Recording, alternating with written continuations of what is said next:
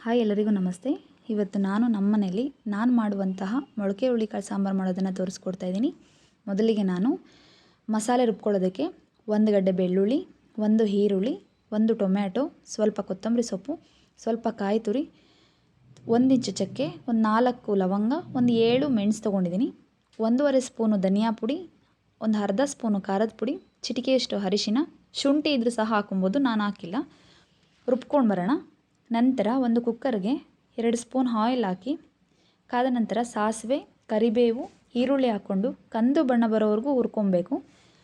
ಹುರ್ಕೊಂಡ ನಂತರ ಮೊಳಕೆ ಕಾಳನ್ನು ಸೇರಿಸ್ಕೊಂಡು ಚೆನ್ನಾಗಿ ಅದನ್ನು ಸಹ ಹುರ್ಕೊಳ್ಳಿ.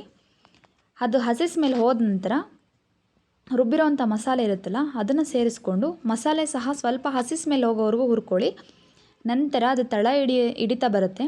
ಆ ಟೈಮಲ್ಲಿ ಜಾರನ್ನು ತೊಳ್ಕೊಂಡು ನಾನು ನೀರು ಹಾಕ್ಕೋತಾ ಇದ್ದೀನಿ.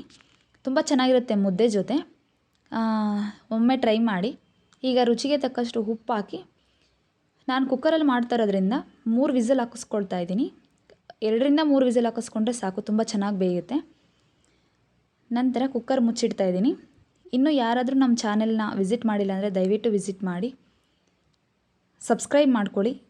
ಅದಾದ ನಂತರ ಬೆಲ್ ಐಕಾನ್ನ ಕ್ಲಿಕ್ ಮಾಡಿ, ಏಕೆಂದರೆ ನಾನು ಯಾವ ವಿಡಿಯೋ ಮಾಡಿದ್ರೂ ನಿಮಗೆ ನೋಟಿಫಿಕೇಷನ್ ಬರುತ್ತೆ ನಾನು ವಿಡಿಯೋ ಅಪ್ಲೋಡ್ ಮಾಡಿದ ತಕ್ಷಣ. Thank you.